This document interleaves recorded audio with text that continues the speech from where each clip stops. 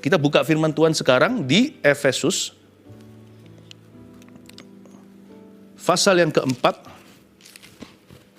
Efesus 4 ayat yang ke 29 sampai 31 saya bacakan dulu.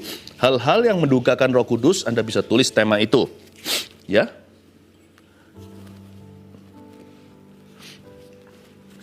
Janganlah ada perkataan kotor keluar dari mulutmu. Tetapi pakailah perkataan yang baik untuk membangun di mana perlu, supaya mereka yang mendengarnya beroleh kasih karunia.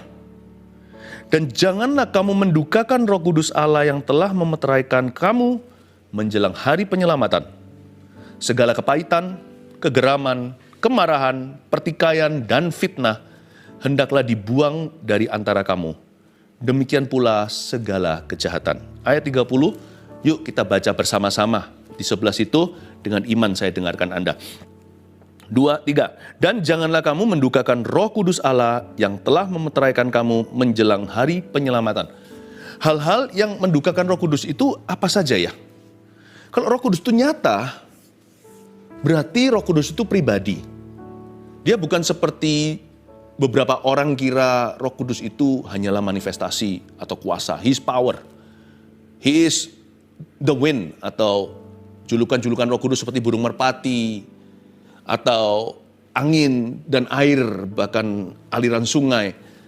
Ya, itu semua untuk menunjukkan sifat-sifatnya, karakteristiknya. Tetapi tahu nggak bahwa Roh Kudus itu seorang pribadi, and He is real. Allah Bapa, Allah Putra, Allah Roh Kudus, Allah yang esa. Kita dibaptis ketika bertobat juga di dalam nama Allah Bapa, Allah Anak, Allah Roh Kudus. Tuhan itu pribadi yang mulia. Allah Roh Kudus ini pribadi Allah. Dialah Roh Yesus Kristus. Dan Dia itu nyata. Selama ini bekerja di saat teduh ya Roh Kudus, bukan saya. Kami ini kan hanya bekerja sama atau hamba-hambanya. Dan semua karunia itu milik Dia. Semua hikmat marifat. Everything, termasuk firman Tuhan, pengupasan, pewahyuan. Ini kalau bukan Roh Kudus yang tuntun, saya juga nggak bisa saya menjelaskan apa-apa. Jadi saya ingin sekali untuk Anda mengerti siapakah Roh Kudus dan bagaimana Dia bekerja di dalam kehidupan kita semua. Dan tanpa disadari seringkali kita mendukakan Dia loh. Ada dosa-dosa mendukakan Roh Kudus itu seperti apa? Nah, saya akan berikan beberapa contoh ya. Dan kita baca tadi kan juga ada perkataan, ada perbuatan. Di ayat 29 tadi, jangan ada perkataan kotor keluar dari mulutmu. Jadi perkataan yang sembrono juga bisa menjadi sandungan. Bukan hanya memberikan batu sandungan buat orang lain, kita bisa melukai Roh Kudus. Lalu kegeraman, kepahitan di ayat 31, kemarahan, pertikaian, fitnah, semua itu. Nah, coba saya kasih 3 saja kategori untuk Anda dan saya hati-hati. Dosa-dosa ini atau hal-hal ini bisa mendukakan hatinya. Yang pertama, tidak bersekutu dengannya. Itu, tidak bersekutu dengannya. Apalagi kalau ada dorongan yang kuat. Roh Kudus itu, karena Dia seorang pribadi dan Dia bergerak, Dia itu nyata. Jadi sama dengan teman kita atau saudara atau keluarga. Spontanitas itu ada. Kalau robot semua sudah systemized. Ya, kalau program itu semua kan sudah diprogramkan. Kalau a person atau seorang pribadi itu kan punya perasaan. Jadi Roh Kudus itu bermitra dengan anak-anak Tuhan. Dan Dia itu ingin melatih kita semakin peka, dan Dia itu akan menuntun kita ke dalam segala kebenaran. Dan Dia punya tugas dan tanggung jawab untuk Anda dan saya. Dan dalam menjalankan menjalankan panggilan hidup kita itu, Roh Kudus itu bukan hanya menuntun kita kepada kebenaran, tapi seperti kisah para rasul, Dia menuntun para rasul-rasul itu ke tempat untuk ketemu orang sesuai dengan kehendaknya. Barang siapa dituntun oleh Roh Allah, dia adalah anak-anak Allah, Roma 8 katakan. Nah, sekarang saya ingin untuk menjelaskan pada Anda, ada waktunya Dia tidak ingin menuntun Anda kemana-mana. Dia hanya rindu bersekutu denganmu. Karena Dia seorang pribadi, our God is very personal, you see. Dia itu rindu bersekutu dengan anak-anaknya. Dia bersekutu dengan hamba-hambanya. Dia ingin bersekutu dengan gerejanya. Kerinduan Tuhan tertinggi ketika menciptakan manusia, padahal dari debu dan tanah Dia hembuskan angin ke dalam nostril atau ke dalam hidungnya. Kata angin di situ dalam bahasa Ibraninya itu spirit, Dia menghembuskan Roh Kudus ke dalamnya.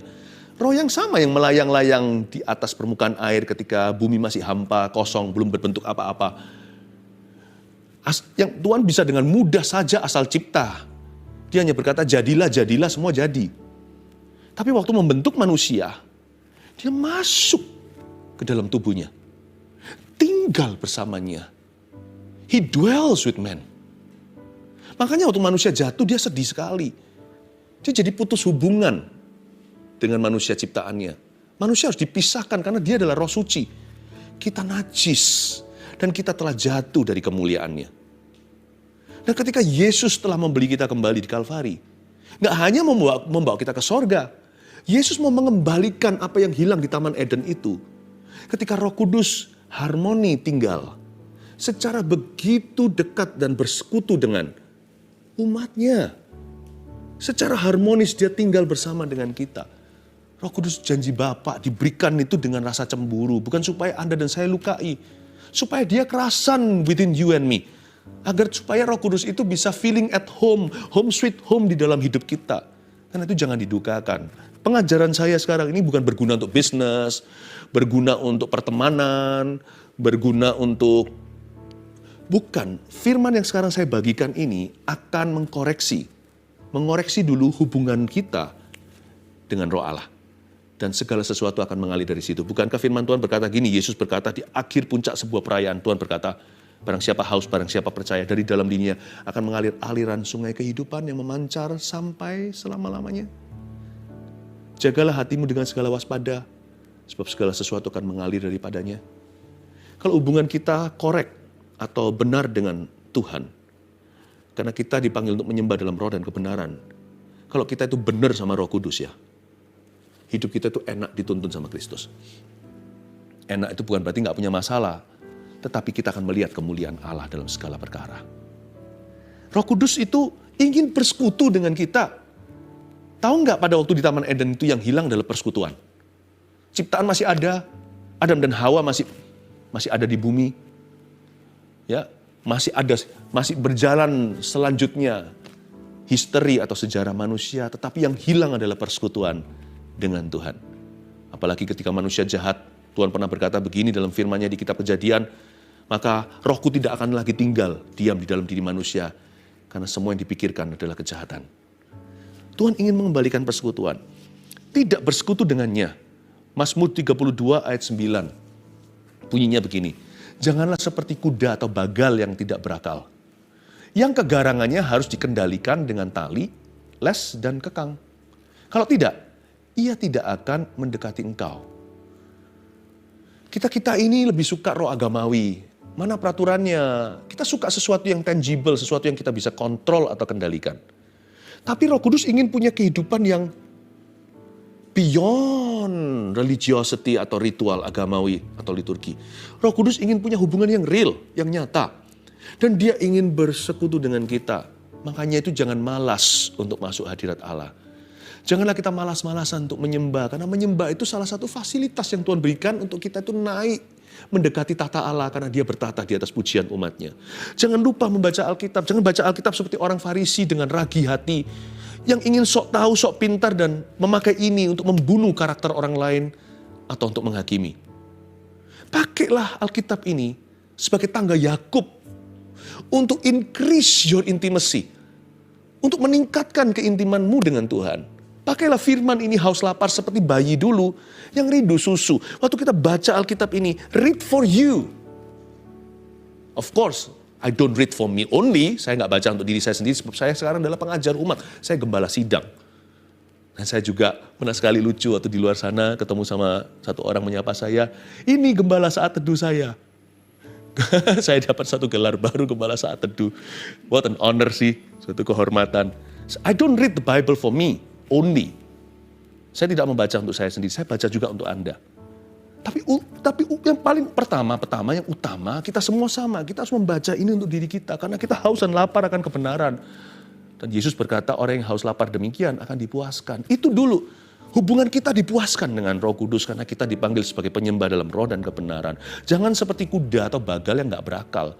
Kalau nggak ada masalah, kalau nggak dipecut dulu dengan keadaan, kalau nggak desperado terpaksa, kalau sudah nggak terhimpit dengan sebuah persoalan yang tidak bisa terpecahkan. Kalau nggak dikendalikan dengan tali les dan kekang lah istilahnya, kalau kuda itu nggak dipecutin gitu, itu nggak datang atau nggak maju, kita juga nggak akan mendekati Tuhan. Ada orang tanya sama saya, Pastor Philip, rahasianya apa sih untuk dipakai Tuhan? Simple ya, meresponi.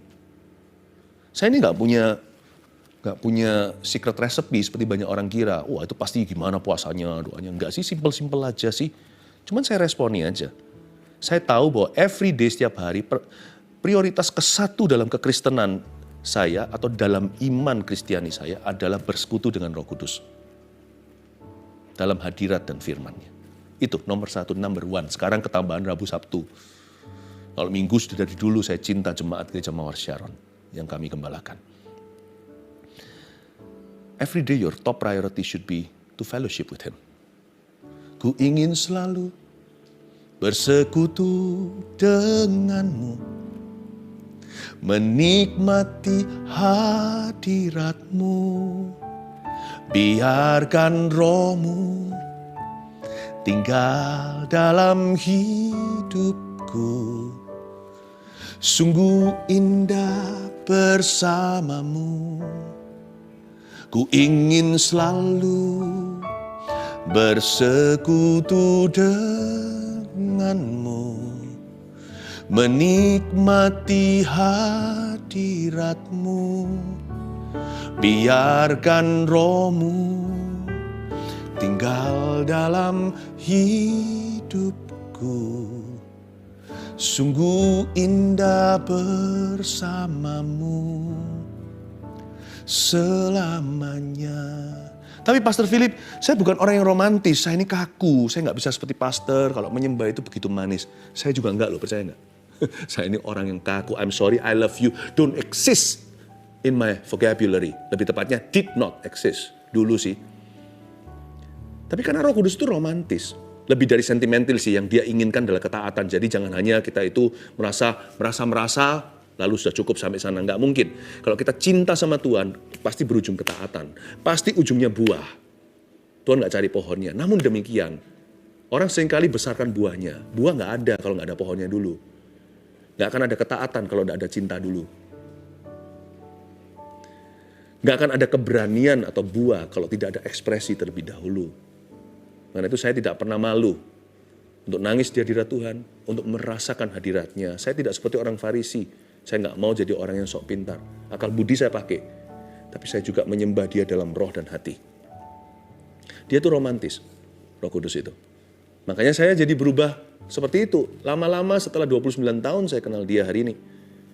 Dari tahun 1992. Akhirnya saya yang berubah. Jangan harapkan Dia yang berubah menjadi seperti dirimu. Dirimu dan diriku yang berubah menjadi seperti Dia. Roh Kudus itu pengaruh. Dia nggak dipengaruhi. Kalau dia sedang ingin bersekutu dengan kita, apalagi kalau ada dorongan yang kuat, nggak peduli kalau itu jam 3 pagi. Nggak peduli kalau subuh. Nggak peduli di waktu-waktu di luar jam saat teduh yang sudah saya genapi. Saya pasti akan menyingkir. Saya pasti akan bersekutu dengan Dia secara pribadi. Entah di mana. Tapi Roh Kudus itu juga tertib sih. Nggak mungkin kita tiba-tiba di mana gitu, lalu kita jadi aneh, ya enggak. Roh Kudus itu tahu diri.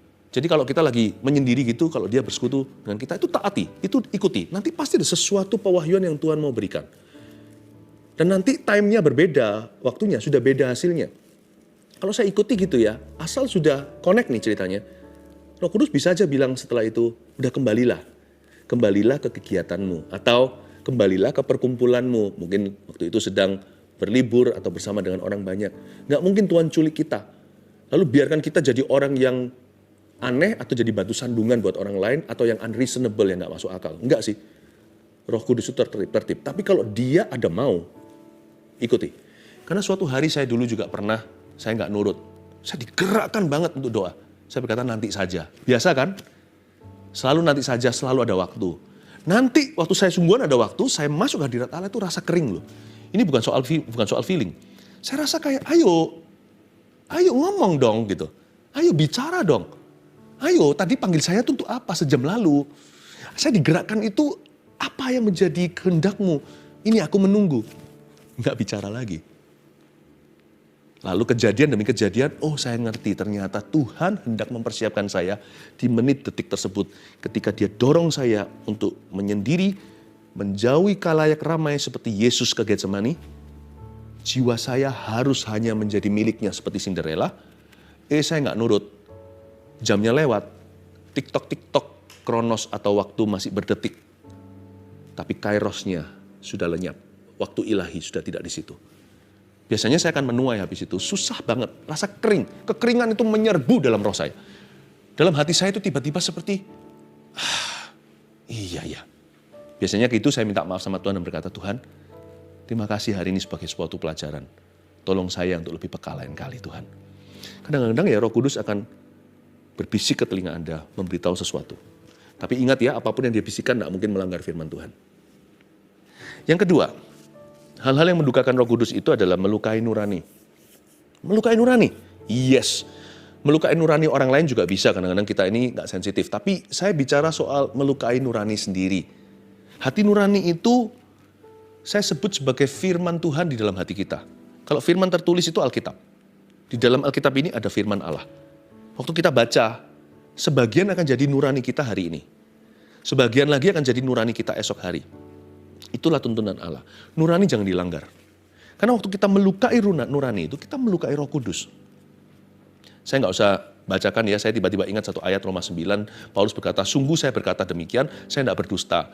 Roh Kudus sendiri adalah suara hatiku, yang bersaksi di dalam diriku. Nah, nurani itu di dalamnya tinggal Roh Kudus. Nurani kita juga bisa salah sih. Kita merasa gimana padahal nggak apa-apa. Makanya nurani harus diisi dengan firman. Akal budi kita ini harus diperbaharui dengan firman Allah. Tetapi setelah firman itu mengisi akal budi kita, nurani kita itu ditinggali oleh Roh Kudus. Dan Roh Kudus akan semakin hari semakin bertata di sana. Kalau kita semakin taat, semakin dekat. Dan nurani itu jangan pernah dilanggar.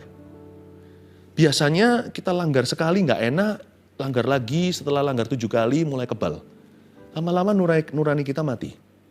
Biasanya caranya gimana ya kita melukai nurani kita? Biasanya lewat perkataan yang ceroboh.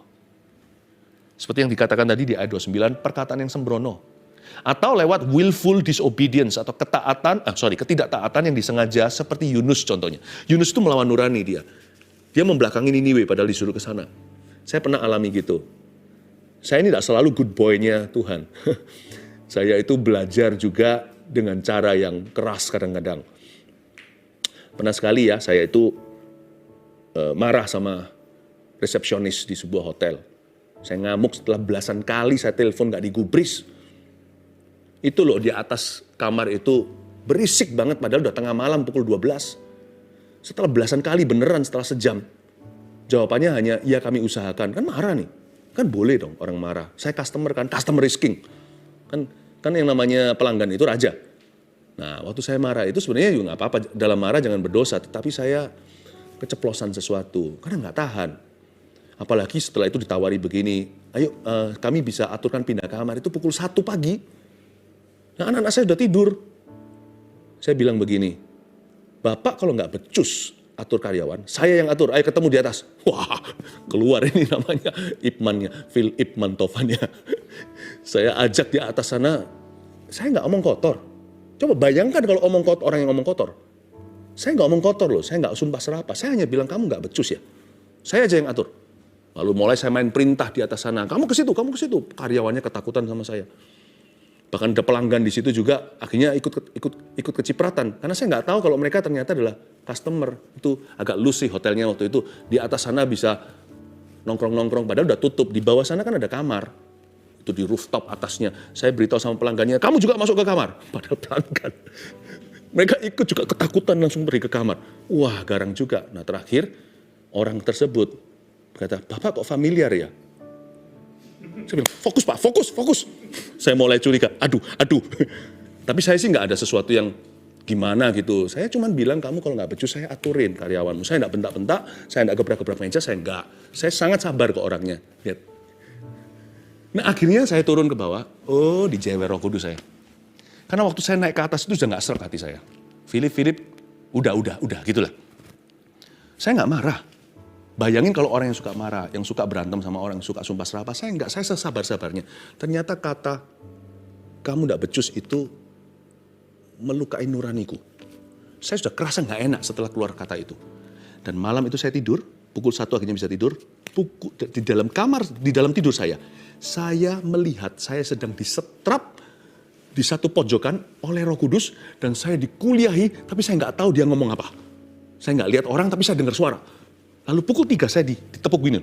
Pundak saya ditepuk begini. Bangun. Waktu saya ditepuk, saya lihat istri saya, apakah istri saya yang pegang saya? Enggak, dia ngadap situ. Saya ditepuk dan bangun seger pukul 3 pagi, baru tidur 2 jam. Susah-susah bisa tidur, sudah hening cipta, tidak ada lagi berisik. Bisa pulas akhirnya ditepuk sama seseorang. My best friend, who wasn't very friendly that day. Tidak terlalu friendly sama saya. Tepuk begini saya bangun. Lalu tahu nggak apa yang terjadi? Anda tidak akan menduga apa yang segera terjadi. Mau tahu ceritanya?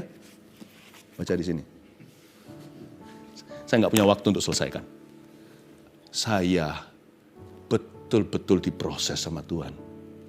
Barang siapa melukai nuraninya, udah nggak srek diterjang, entah lewat perkataan atau perbuatan apalagi. Perkataan saya itu nggak ada kebun binatangnya, nggak ada tutut, nggak ada yang layak disensor. Itu tetap kalau hari ini masuk TV tetap general audience, tidak parental guidance, tidak restricted, tidak 17 tahun ke atas. Saya kata-katanya tetap kata-kata pendeta. Tapi saya cuma ngomong satu kata itu loh ternyata yang Roh Kudus nggak suka. Bapak kalau nggak becus, saya bantu aja. Dan itu kesombongan bagi Tuhan. Dan itu melukai nurani saya. Aduh Pastor Philip gitu aja udah melukai nurani. Berarti nuraniku kebal dong. Iya, banyak orang nuraninya bebal. Kalau saya terusin itu saya juga akan bebal hati. Tapi untungnya my best friend will not allow me. Will not allow that to happen. Tidak akan mengizinkan itu terjadi. Saya bersyukur Roh Kudus itu tidak menganggap saya anak gampangan. Karena itu jangan lukai nurani Anda ya. Lewat perbuatan atau perkataan. Kalau Anda lukai, Anda tidak bertobat malam itu. Anda lanjut lagi setelah next day, hari terbenam, matahari terbenam. Lama-lama, kebalan nuranimu. Roh Kudus tidak bisa tinggal di situ, dia terusir dari sana. Disitulah orang kehilangan tuntunan Allah. Semua orang bisa salah termasuk saya. Lekas bertobat. Lekas akui dan tinggalkan. Hati kita itu minta dilembutkan sama Tuhan. Singkat cerita, berakhir mulia. Nanti baca sendiri ya. Saya harus merendahkan hati, cari orang itu, dan sungguh minta maaf. Pukul 3 itu ada sesuatu terjadi waktu Tuhan tepuk saya. Nomor 3. Hal-hal yang mendudukan Roh Kudus yang terakhir. Menista yang sedang diurapi. Be careful, hati-hati. Mazmur 105. Ayat yang ke-14 dan 15. Ia tidak membiarkan seorang pun memeras mereka. Raja-raja dihukumnya oleh karena mereka. Jangan mengusik orang-orang yang kuurapi. Dan jangan berbuat jahat kepada nabi-nabiku. This is wonderful.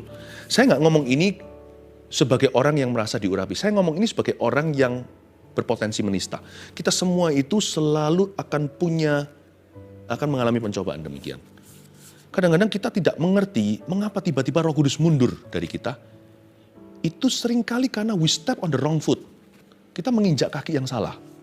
Kenapa Roh Kudus mundur dari Saul? Karena ketidaktaatannya? Betul. Tapi kenapa Roh Kudus terus mundur? Karena dia menista Daud. Salah itu. Sama-sama diurapi, yang satu menista, yang satu terus mengikuti Allahnya. Be very careful. Kalau contohnya itu bisa saja bicara tentang seorang individu atau manusia, atau bisa bicara tentang sebuah event atau sebuah kejadian, atau bisa bicara bisa saja tentang sebuah institusi atau the body of something. Tapi kalau yang kita injak itu adalah kaki orang yang benar, Tuhan biasanya kan mengingatkan sih. Nah biasanya juga banyak sekali komplikasi dari dosa iri. Orang iri hati itu macam-macam nanti komplikasinya atau manifestasinya. Kalau saya melihat ada waktunya, saya menjadi the man of the hour, menjadi orang yang Tuhan pilih untuk jam itu. Tapi di jam kemudian, kalau Anda lihat gimana Tuhan rekrut manusia, Yesus sendiri memberi perumpamaan, jam 9 dia rekrut, jam 12, jam 3, jam 6. Every hour, he's got his man. Setiap jam ada orangnya sendiri, setiap musim. Segala sesuatu indah pada waktunya. Berarti Tuhan punya orang yang indah setiap waktu. Dan tidak ada satu orang pun di antara kita adalah sang indah itu segala waktu, itu hanya Yesus Kristus. Kita nggak usah mundur sih, kita nggak usah menjadi kadaluarsa, lapuk, enggak sih. Kita ini dijanjiin sama Tuhan, kalau kita itu mau ngikut sama Roh Kudus, kita akan dipindah dari kemuliaan pada kemuliaan yang lebih besar, from glory to greater glory. Namun demikian, saya kasih contoh ya, sebagai pengkhotbah contohnya, pengkhotbah. Ketika saya berkhotbah, sebuah konferensi contohnya, kalau ini pengkhotbah ya, terapkan sendiri di dalam duniamu. Lalu saya dipakai Tuhan nih, di sesi 1. Sesi 2 muncul satu orang lagi, entah itu pembicara tamu atau in-house dari dalam, dia dipakai Tuhan lebih dari saya. Di jam tersebut, jam 12-nya, saya jam 9 tadi. Hati-hati, don't say something against orang itu, kalau dia dipakai Tuhan, kecuali kita punya keberatan yang sah, jikalau tidak ada, jangan mencari-carinya. Karena ketika Tuhan memakai seseorang, siapa yang diurapi dan dipakainya, entah itu event atau kejadian, entah itu the body of something atau institusi, Allah punya urapan masih di situ. Masih di sana. Anything you speak against God, not man. Ketika Anda bicara sesuatu melawan, Anda bicara lawan Tuhan, bukan lawan orang. Karena ketika kita bicara sesuatu yang Tuhan sedang pakai, kecuali memang ada keberatan jelas berupa moral, prinsipil. Kalau enggak, hati itu tahu kok, nggak serk. Nomor 2, nurani kita lukai, kita langgar, kita tahu kita yang nggak benar. Cuman kita terlalu gengsi, kita ngomong sesuatu, gitu aja kok gaya. Atau kita bisa ngomong sesuatu, enggak lah, nggak seperti orang lain seolah-olah mengeluhkan kejadian itu. Kita mencoba untuk merendahkan, itu banyak, dari dulu sudah ada. Dan kita berada di posisi resisting the Holy Spirit, menentang Roh Kudus. Disitulah you step on the wrong foot. Saya harus serba hati-hati. I'm always careful yang kayak gitu. Kadang-kadang orang-orang di bawah saya, junior-junior saya, yang tiba-tiba bersinar terang di dalam gereja, di antara umat manusia. Dan saya selalu berada di situ dan berkata, thank you Jesus for him. Thank you Jesus for him. Padahal saya adalah seorang pemimpin yang secure, yang aman. Bayangkan kalau orang yang notabene sukanya nggak aman dengan dirinya. Yang aman aja. Dari waktu ke waktu setan berkata, kok dia lebih hebat dari kamu? Saya berkata, kalau dia hebat, saya hebat. Kalau bisa ada orang hebat keluar dalam pimpinan kita, berarti Tuhan berkenan kepada kita, bukan? Saya berkata, haleluya. Orang itu setelah pergi, saya acungkan jempol, jangan di depan orang itu. Saya berkata, wow, wow, wow. Dan Tuhan berkenan kepada hambanya. Itu caranya. Don't speak against, jangan menista yang Tuhan sedang urapi. Daud maupun Saul masing-masing punya urapannya sendiri. Ini yang kita tidak hati-hati. Ini yang membuat kirbat anggur baru menjadi kirbat lama. Karena dia menista yang sedang diurapi oleh Tuhan. Then you place yourself in the wrong timing. Di waktu yang salah. In the wrong context. Banyak sekali dosa yang keluar dari misunderstanding, keluar dari ketidakdewasaan. Belajarlah minimal segala bidang. Bersyukurlah untuk orang lain yang lebih diberkati dari dirimu. Bersyukurlah untuk orang lain yang dipakai Tuhan. Bergembiralah kalau lihat orang lain diberkati. Lihat ya, Tuhan akan semakin dekat. Roh Kudus akan semakin erat. Cara menjaga hubungan dengan Roh Kudus adalah rendah hati dan hati hamba serta berbesar jiwa. Karena Roh Kudus is all that. Roh Kudus nggak pernah picik, itu roh setan. Haleluya. 1, 2, 3 ya. Hal-hal yang mendukakan Roh Kudus apa aja? Tidak bersekutu dengannya. Kedua, melukai nurani. Yang ketiga, menista yang sedang diurapi.